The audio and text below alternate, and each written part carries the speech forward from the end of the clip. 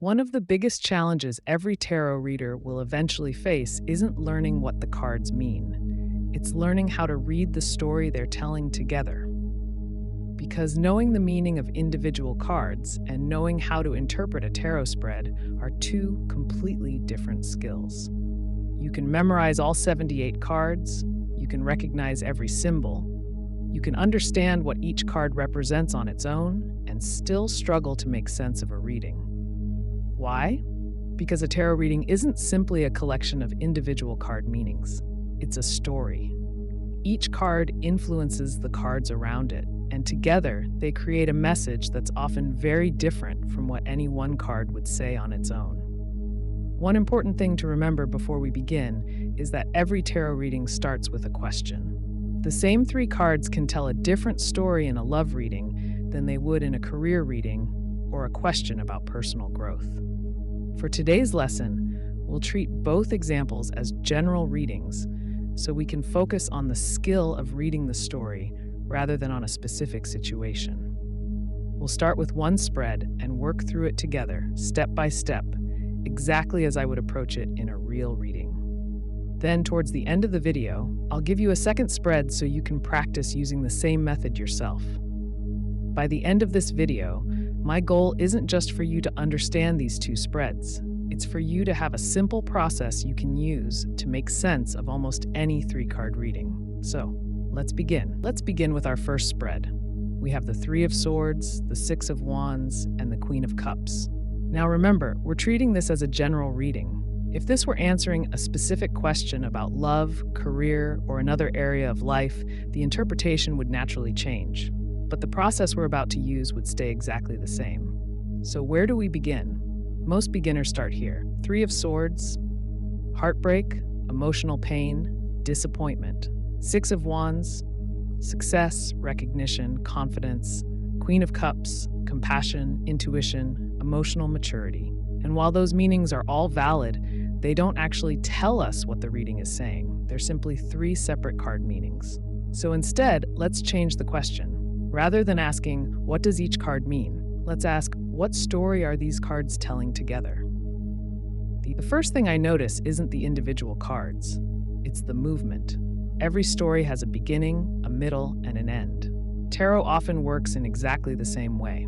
The story begins with the Three of Swords.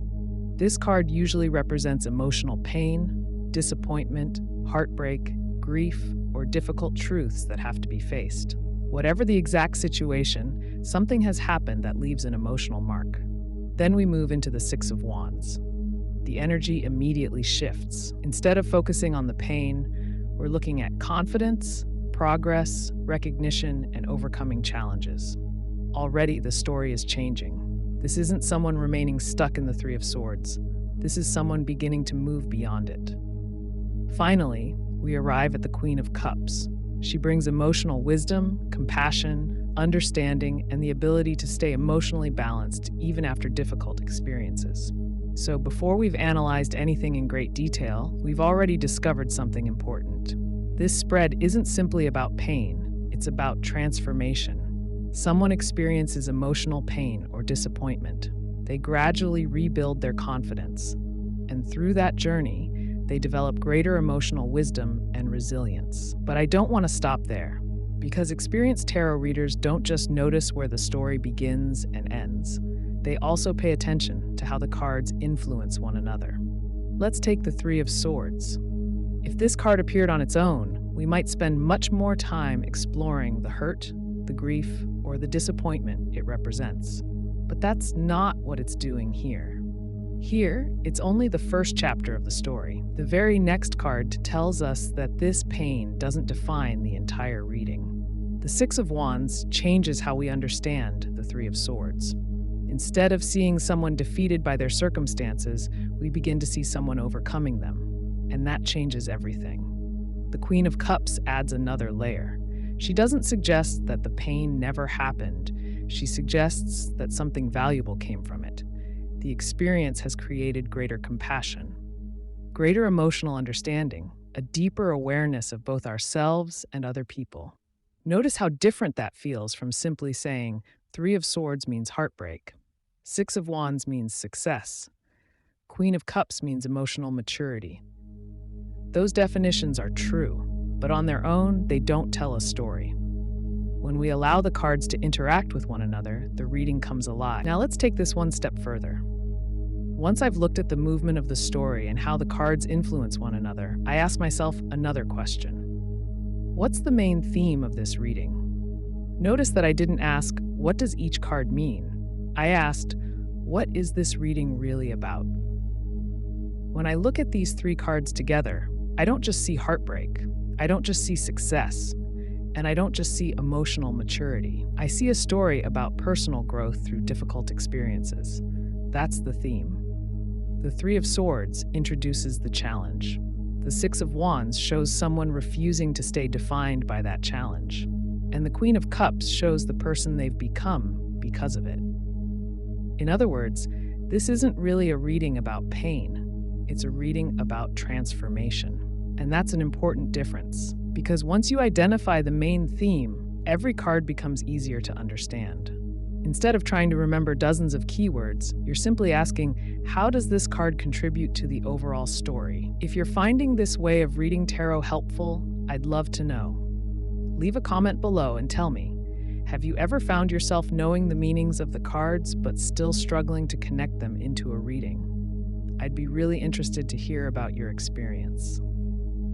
Now, there's one final thing I always do before I consider a reading complete. I try to summarize the entire spread in 1 or 2 sentences. Not one sentence for each card. One sentence for the whole reading. For this spread, I might say something like this. A difficult emotional experience becomes the catalyst for rebuilding confidence and ultimately developing greater emotional wisdom and resilience. Notice that I never needed to repeat the meanings of the individual cards. Instead, I allowed them to work together to create one clear message. That's the difference between reading individual cards and reading tarot as a story. Now it's your turn. Let's see if the same process works with a completely different spread. This time, we have the Five of Cups, the Knight of Pentacles, and Justice. Before I say anything else, I'd like you to pause the video for a moment. Using everything we've just talked about, see if you can read this as a story instead of 3 separate cards. Don't worry about finding the perfect interpretation. Instead, ask yourself a few simple questions. Where does the story begin? How does it change? How does each card influence the next? And finally, if these 3 cards could only speak one sentence, what would they say? Go ahead and pause the video, and when you're ready, come back and we'll walk through it together. Let's see how I would approach this spread. Just like before, I don't begin by trying to interpret every card in detail. I begin by looking for movement. The story starts with the Five of Cups, a card of disappointment, regret, grief, or focusing on what has been lost. It often represents a moment when it's difficult to see what still remains because our attention is fixed on what didn't go as we hoped. Next comes the Knight of Pentacles. Immediately, the pace changes. Unlike the emotional intensity of the first card, the Knight of Pentacles is calm, steady, and practical. He isn't rushing to fix everything overnight. He simply keeps moving forward, one step at a time. Finally, we arrive at Justice, a card of balance, honesty, accountability, and clarity. It's about seeing the situation as it truly is and making decisions based on wisdom rather than emotion alone. Now let's connect the story. Someone begins in a place of disappointment or loss. Instead of remaining stuck there, they choose a steady, practical approach. They keep showing up. They keep doing the work. And over time, that consistency leads to greater balance, clarity, and a fair outcome. Notice something interesting. The Knight of Pentacles is doing a lot of work in this reading. Without him, the spread could feel like moving straight from disappointment to justice. But he reminds us that meaningful change rarely happens instantly. Sometimes the bridge between where we are and where we want to be is simply patience, consistency, and showing up every day.